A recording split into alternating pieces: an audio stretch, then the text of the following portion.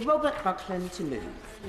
Thank you, Madam Deputy Speaker. I move that this House has considered the recommendations of the Buckland Review into Autism and Employment and urges the government, businesses and the wider economy to implement them. And there, in the words of the motion, lies, I think, the force of the review that I had the honour of chairing and the report that was published at the end of February. This was not going to be a bout of navel-gazing, an inward-looking report that purely viewed the challenge that faces autistic people in terms of getting a full or part-time job as purely a matter perhaps viewed traditionally as a problem or a risk or a challenge, but instead as a massive opportunity, not just for all of us who are involved and who have spent years campaigning for and caring about autistic people and indeed the wider neurodiverse family, but also the wider economy, business, whether it's small, medium or large, self-employment, the question of productivity in our economy that has been very much at the heart of the economic debate for more years than I care to remember. The issue about economic inactivity and moving away from this rather tired and I think cliched argument that is viewed through the prism of benefits as opposed to an argument that is viewed about the talent that autistic people have, the range of talents that they have, the myriad of different conditions that it involves, and the potential that they want to realise in a happy and healthy workplace. And can I put on record, Madam Deputy Speaker, my thanks to Stephen Lismore and the team of civil servants at the DWP, some of whom are here today, for their tireless work and support in marshalling the wealth of evidence that we received, both in the form of written evidence and also evidence from a number of round tables that we held during the course of our call for evidence, both in person and online as well, which allowed people from right across the four nations of the UK to take part. And the list of organisations, of businesses and people who have helped make this review such a rich and stimulating process runs to 7 pages in the back of the document. That will tell you, I think, how deep we wanted to go and how meaningful we wanted to make this process. And whilst the review has been robustly independent and in its contents we pull no punches about some of the limitations of existing government programmes, the DWP do deserve my thanks for their dedication and their support. And also, importantly, the support of our leading research charity here in the UK into autism, that is Autistica, to James Cusack and the team there, remembering that the leadership of that organisation are themselves autistic people. And that was very important for me on many levels. This had to be a review that was led by autistic people about autistic people. In other words, nothing about us without us.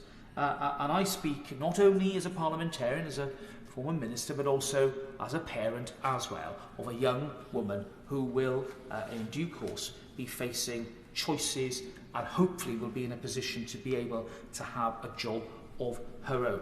Now, some people say, well, he's only in it because he cares about his daughter. I'm in it because I care about the hundreds of thousands of people like her who deserve their chance. And they might not be at the top of the tree in terms of their abilities. They might not be able to get those jobs at MI6 and the security services, which, by the way, are really coming to rely upon the gifts that autistic people have. But right through the spectrum, right down to those part-time jobs that will mean so much to the people who can do them, that will give their lives purpose, fulfilment and happiness. And I think that concept of happiness is something that we must not lose in all of this. So there's a moral case to be made for the recommendations that are set out in the review. But there's also, Madam Deputy Speaker, and I make no apology for this, a hard-edged economic case as well. What's good for autistic people will be good for the rest of our society.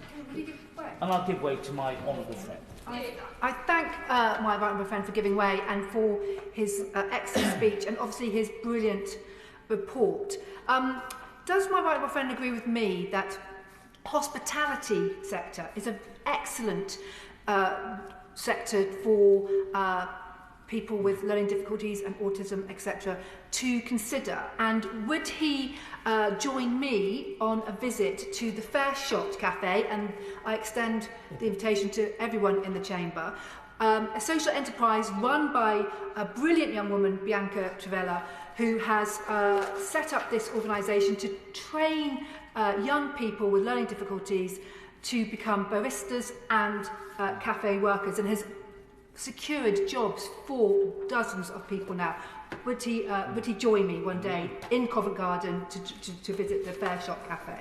Well, if there's tea and cake involved, I'm there, Madam Deputy Speaker, and I'll be happy to do that. And I think through the point that my honourable friend, the member for the Cities of London Westminster, makes, it deals straight away with this stereotype about autism, that somehow the condition means that you can't socialise with people.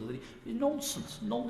You know, there are a myriad of different types of presentation. The condition will sometimes present itself in that way, but not always. And there are plenty of autistic people who can and do work in the hospitality sector, an outward-facing job, a communications-based job, which works really well for them. And I think exploding some of these myths is very important, not just from the point of view that in this chamber, but from an employer's point of view. And I think that's really at the heart of the report. It's turning risk into opportunity for employers to get them to think differently. Now, the terms of reference did refer to autism, but I want to reassure people who wanted initially that wider reference to neurodiversity that is not forgotten at all. In fact, a lot of the recommendations have a direct read across to the wide range of neurodiverse conditions, from ADD, ADHD, dyslexia, dyspraxia, the whole family of neurodiverse conditions, where there clearly is a communality in terms of the challenges that people face in terms of recruitment and then retention. So let's, in the time that I have, which I know has to be necessarily economic, let's start with some of the facts that we uncovered. Only just under 3 in 10 autistic adults are in full-time or part-time work. It's the lowest of all disability classes. That's about 30%, as opposed to 50% for disability generally. Now, back in late 2012, I led a backbench business committee debate on autism in this chamber. I think it was the first chamber debate on autism that we'd ever had. The position then was that fewer than 1 in 7, namely about 14% of autistic adults, had full-time employment. Now, an improvement it would seem, but we're not comparing like with like. But I think that in the years since, we have seen people in the workforce start to reveal their autism in a way that they wouldn't have before, which is encouraging. But let's not forget that we are still talking about 700,000 or so who have a diagnosis, not the large number, probably hundreds of thousands or even more, of people who perhaps don't have a diagnosis or don't even think of themselves as autistic or neurodiverse in any way. And therefore the figures start to get a little unclear. It does seem to me that progress has been very, very slow. And there's no doubt that as a result of government action and intervention, there has been improvement, but it's still nowhere near the level that we need it to be. I think that the question, therefore, is how do we start moving that dial up, and more on that very shortly. Autistic people have the largest pay gap of all disability groups. They receive a third less on average than non-disabled people. And I'm afraid that is the experience as well of autistic graduates, who experience the worst outcomes of all disability groups. They're the most likely to be overqualified for their job role. They're the most likely to be on 0 hours contracts or part-time. That leads to undermotivation. It leads to less pay, and of course it leads to unhappiness and a lack of fulfilment. 50% of managers express discomfort with the idea of having autistic people in their workforce, and only 35% of autistic employees were fully open about being autistic. And then I will give way, Robert. I'm very grateful for our honourable friend, and I think he's making an excellent case. I was very struck recently to attend a presentation with Worcestershire LEP in which an employer was talking about how his expectations of employing autistic people were completely wrong, and how when he discovered that one of his employees were autistic, his whole organisation learned and benefited as a result. It strengthened the organisation and increased their productivity. Would he agree that many more employers need to engage with that process? Now, it's stories like that, Madam Deputy Speaker, that can open up a whole new way of thinking to employers, and that's really the beginning of the recommendations that we make in the report. The power of narrative, then linking it together to create a wave of change, lies at the heart of the recommendations. I was going to make a final point about the current situation, which is that about 2/3, that's 61%, of disabled people said that their access to work claim took over 3 months, and 20% said over 6 months. Clearly, whilst access to work is a great principle, that is too slow in order to help change the lives of people who are facing an immediate job offer or have to get to that interview within days sometimes, rather than weeks or months. So what's to be done? Now, first of all, I've talked about turning risk into opportunity, but second of all, it seems to me that a universal by design approach is going to make the most difference here. You know, we've heard a lot over the years about autism-friendly environments and, going out of our way to reach out and understand and allow people to explain. But that, I think, will only have a limited impact, and an impact upon those people who are comfortable and prepared to talk about their autism. Surely it would be better to have a universal change to the way in which we recruit and retain employees, not just to embrace those with a diagnosis, but those who either do not want to disclose or those who don't have a diagnosis in the first place. So suddenly, the numbers aren't just 700,000, they're probably going well over 1 million, and I think that might itself be a conservative estimate. So what about the recommendations then? Well, there are several groups to our 19 recommendations, and I think they can be summarised in this way, if I may. The first group, the first 3, relate to initiatives to raise awareness, reduce stigma and capitalise on productivity. And we're already working with people and autism organisations and employer-facing organisations to start that national campaign with the good news stories like the one from my honourable friend from Worcester. You know, in certain jobs, autistic staff can be way more productive than neurotypical staff, with some statistics showing productivity improvements ranging from 45% to 145%. And then, and I'm grateful to Autistica for their work, to promote their new Neurodiversity Employers Index, which will allow employers to measure themselves against best practice with an annual awards programme, the sort of approach we've seen in other walks of life that have really made a difference. And I think the index, with the support and approval of my honourable friend the Minister of State and the DWP, really would give employers that degree of certainty, that uniform framework within which we can see the dial start to move up. And then developing those small pilots of good practices, which again will be the show and tell method of ensuring that we can, through some of the larger national and multinational organisations and representative bodies, start to spread this out. The second bucket of recommendations, 4 to 8, relates to the support needed for autistic people to begin or return to a career. And again, this is all about trying to, first of all, make sure that new programmes such as the Universal Support Programme are designed in a way that meets the varying need of autistic people, with supported employment programmes available, and then supported internships, which the evidence shows are a wonderful route for autistic young people to develop the skills that they need. I'm glad that the DFE is piloting an entry route for supported internships internships for disabled people without an education, health and care plan. And I do think that, again, that embraces this universal by design approach. And I'll give away very briefly.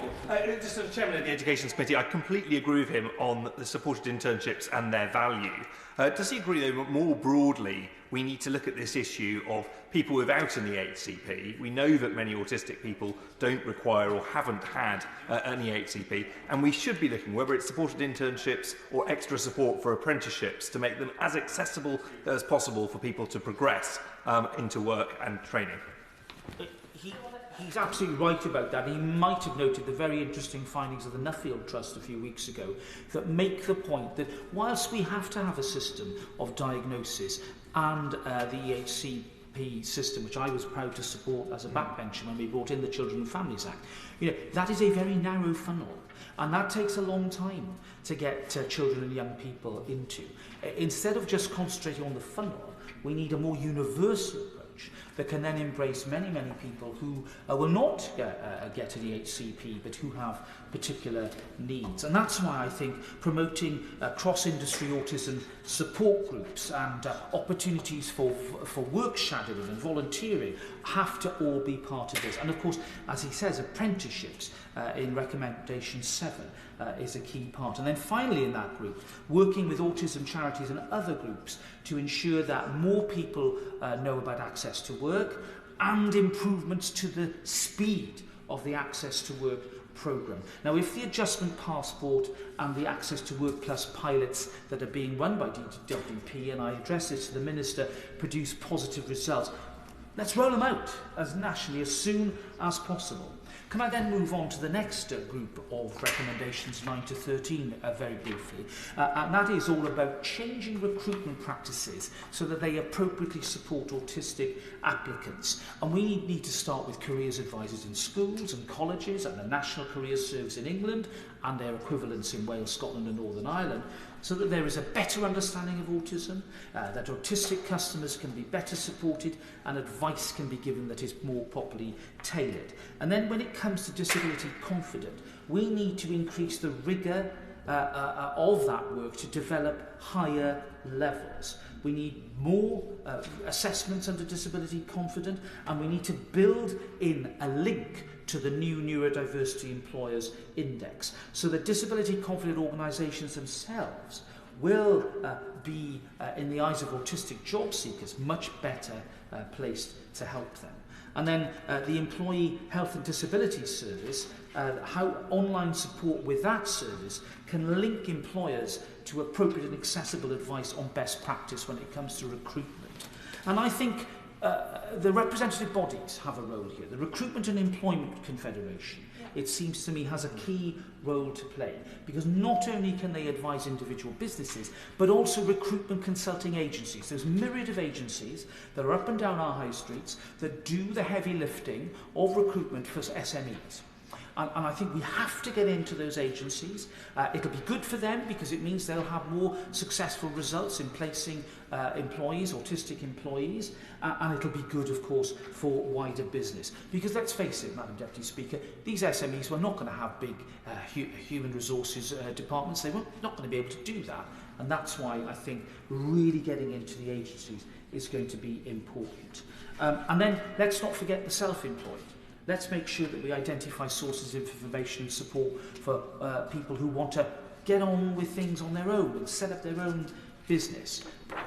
In the few minutes I have left, just 2 more groups, very, very briefly, Madam Deputy Speaker. I want to finish this important report. Supporting autistic people already in the workforce is covered in recommendations 14 to 17, and again, working with the Chartered Institute of Personnel and Development to make sure that the 2018 Neurodiversity at Work guidance is published and accessible seems to me to be at the heart of that. And then finally, with career progression, we need to promote the value of employees, resource groups and support networks within larger organisations, and then working with autism charities and the representative bodies, really develop those training packages to allow autistic staff to progress. Now, a new task group will be set up in the weeks ahead, and I say weeks ahead, but I'm working with colleagues in the DWP to identify an independent chair and suitably qualified members, because we need to monitor progress. We need to hold hold government to account. We need to audit the progress that we're making.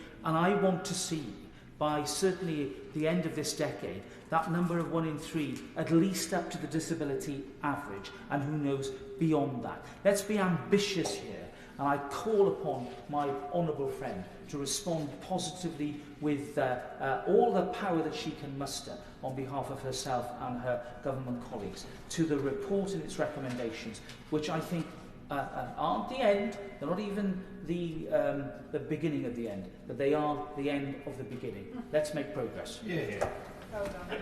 Question is, as on the order paper, Sir Stephen Timms. Thank you very much, Madam Deputy Speaker. I'm very pleased to follow the Right Honourable